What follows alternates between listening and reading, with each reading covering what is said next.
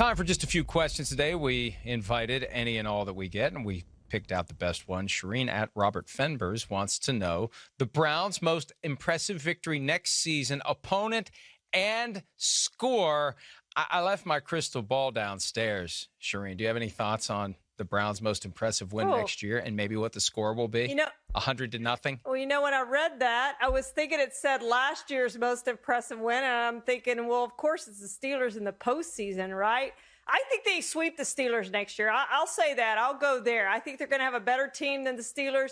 I'm going to say they're going to sweep the Steelers this season. I don't know what the scores are going to be. The Steelers killed them in the first game, and then they got the Steelers twice in 2 weeks in a row, by the way, including in the postseason. So I'm going to go with that they're going to sweep the Steelers, and that'll be their big mark for this year.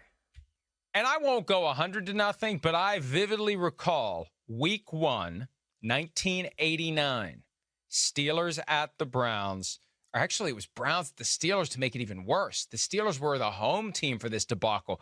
51-0 was the win by the Browns over the Steelers. So maybe they'll get to do it in Week 1 again this year, picking up right where they left off with the win in Pittsburgh in the playoffs, go into a full, potentially, Heinz Field and get the 51-0 win as a bookend 32 years after the fact of what they did once upon a time at Three Rivers Stadium. At Nick West 14, if Aaron Rodgers gets the full-time Jeopardy hosting gig, which he clearly wants, isn't it plausible he play one season and just rides off into his 30 years of Jeopardy? You know, we've talked about this a lot of different ways, Charean.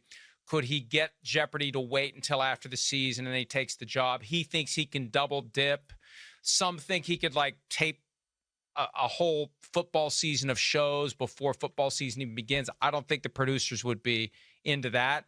But if he gets offered the job, I think he's going to find a way to take the job, however much more football he can play. Yeah, and I do think, Mike, if there's an MVP award and a Super Bowl attached to the season, I think he could ride off into the sunset like Peyton Manning did and John Elway did. I do think this could be his last year. But can he do that? I don't know. We're going to find out. But if Jeopardy wants him, I think he's going to Jeopardy. Last one from the real Swolpez is Denver pressed to trade up in the draft. Division's only getting better, and another bad year can cost Fangio his job. Here's the easy answer to that one.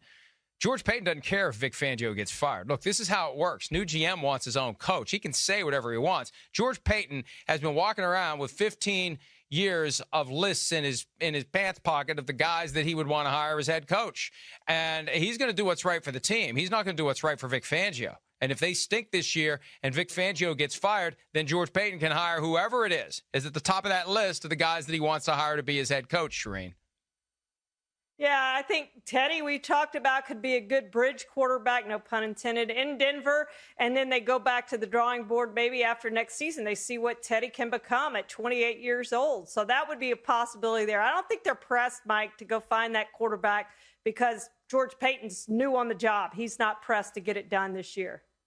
And think about what the cost will be. The Falcons supposedly interested in trading out of the 4 spot. What would it take to go up 5 spots? It would not be cheap when you consider what the 49ers gave up to go from 12 to 3.